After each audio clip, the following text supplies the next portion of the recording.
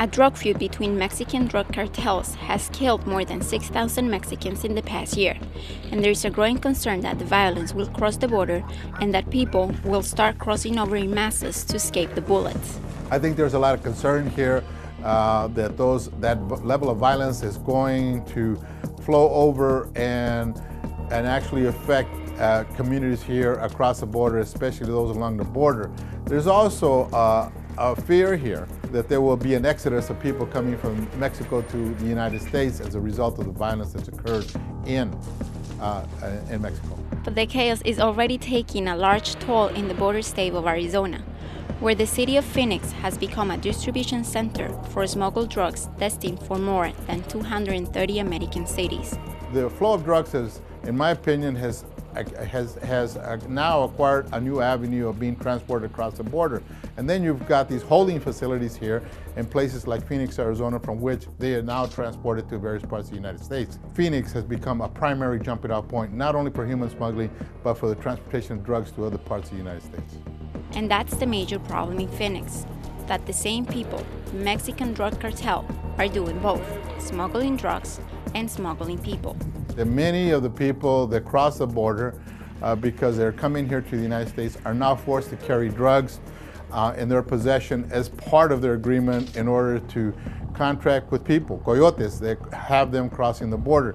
And this dangerous crime wave has caused Phoenix, Arizona to become the kidnapping capital of America, with over 370 cases last year alone.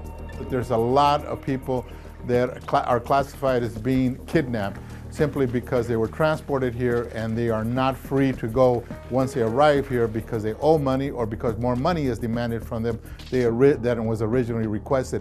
So you have Phoenix labeled now as the kidnapping capital of the world because of the activities of these holding facilities. As the violence continues to spread, the issue has now reached the White House. President Obama has announced his administration will work closely with the Mexican government to deal with the cartels and the damage they are leaving behind.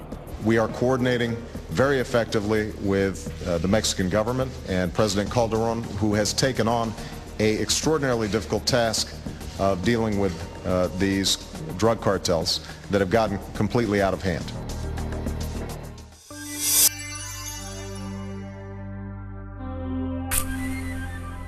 Francisco Gonzalez, let me start with you. There have been drug cartels in Mexico for decades.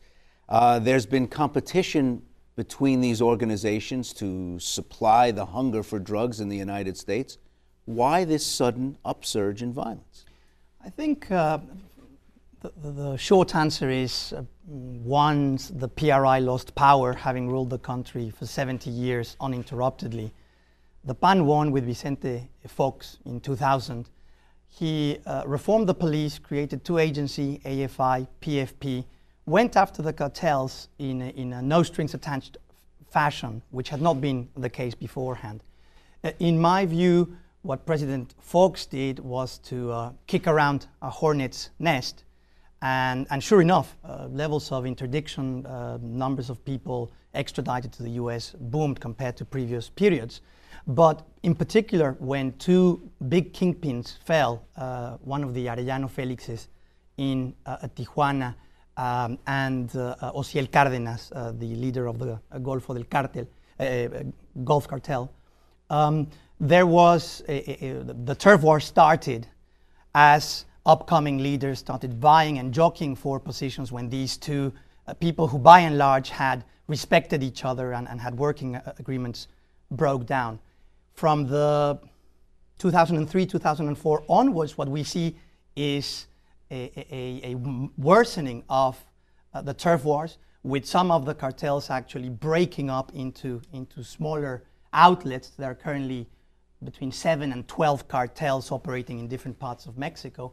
And so, first and foremost, the reason why this became such a terrible problem is because starting in 2000, the Mexican government did go after all the cartels, and so now you've got this war that's there are many fronts and lots of crossfires because you've got federal police, state, municipal forces, the country's military, and the gangs fighting each other.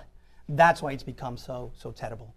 Joy Olson, this is a Mexican problem, certainly, but isn't it also an American problem? And has the United States really come to grips with how much of an American problem it is? Certainly we haven't come to grips with it because what's going on is that Mexico is geographically stuck between the cocaine-producing countries in the Andean region and the consumers in the United States. And it's drugs that are being trafficked to be consumed in the U.S. And the most important thing that the U.S. could do for Mexico is to reduce demand here in the U.S. So I think one of the things that's most important that the U.S. could do is providing treatment on demand for drug abusers. Providing treatment when they feel that they need it, when they've hit that point. That's proven to be the most effective way.